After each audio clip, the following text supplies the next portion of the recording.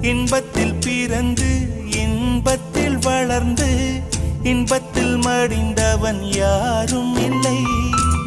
துன்பத்தில் பிறந்து துன்பத்தில் வளர்ந்து துன்பத்தில் முடிந்தவன் யாரும் இல்லை.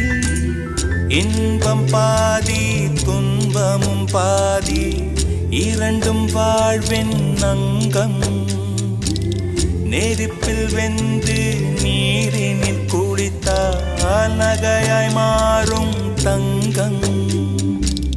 தோல்வியும் கொஞ்சம் வேண்டுமடி, வெற்றிக்கு அதுவே எணியடி.